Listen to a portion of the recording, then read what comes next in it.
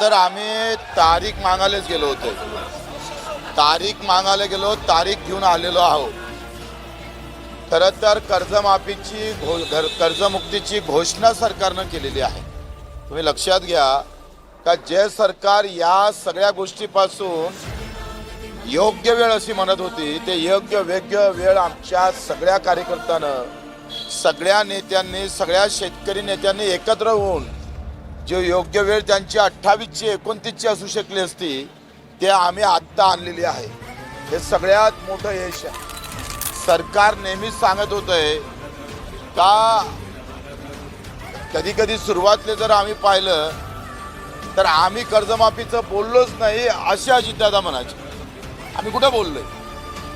देवेंद्रजी म्हणे का आम्ही 5 वर्षाचं आश्वासन दिलेलं आहे, 5 वर्षात कधीही करू.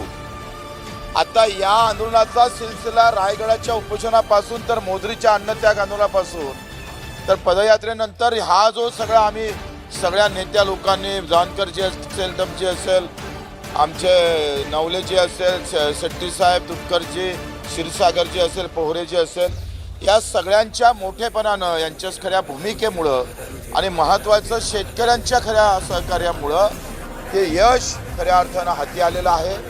पहिल्यांदा तर आम्ही तारीख मिळवलेली आहे.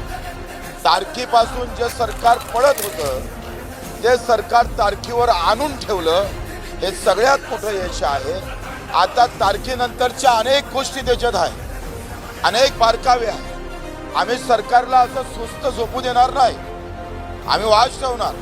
सरकारचं अभिनंदन करतोच आहे, आभार मानतोय. इतक्या आर्थिक बिकट अवस्थेमध्ये सुद्धा देवेंद्र असेल, एकनाथजी शिंदेने सुद्धा आम्हाला अगोदर आश्वासन दिलं होतं मुख्यमंत्री असताना, अजितदादा असेल, या सगळ्यांनी या कठीण परिस्थितीतून मार्ग काढला, त्याबद्दल त्यांचा आभारच आहे. परंतु हे सगळं करताना यामध्ये जर कटकारस्थान झालं तर आम्ही कोणालाही सोडणार नाही.